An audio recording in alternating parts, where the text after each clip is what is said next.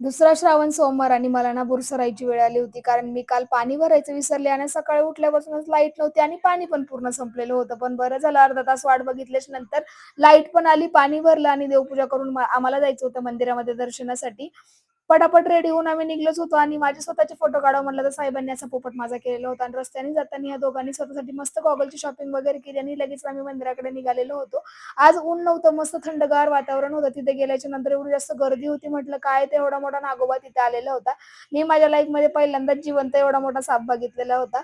नंतर तोंड हात-पाय धुतले आणि बाळाचं एन्जॉयमेंट चाललेलं होतं. बाळ बोलत होतं, "मम्मा अंघोळ घाल." पण म्हटलं, "नको बाबा." लगेचच आम्ही मंदिरामध्ये आलो. दर्शन वगैरे घेतलं कारण की भरपूर गर्दी तिथं होती आणि भगवान रामांच्या नावाने ह्या देवाचं नाव पडलेलं आहे रत्नेश्वर रामपुरी आणि हे स्वयंभू देवस्थान असल्यामुळे भरपूर भाविकांची तिथे गर्दी असती. रात्रीपासूनच अभिषेक चालू असल्यामुळे पूर्ण मंदिरामध्ये ओलं झालेलं होतं. बाहेर आल्याच्या नंतर एवढं सुंदर वातावरण वाटत होतं. दर्शन वगैरे घेऊन मैत्रिणीला भेटून आम्ही लगेचच घराकडे निघणार होतो. चला आजसाठी एवढंच, भेटूया पुढच्या व्लॉगमध्ये. तोपर्यंत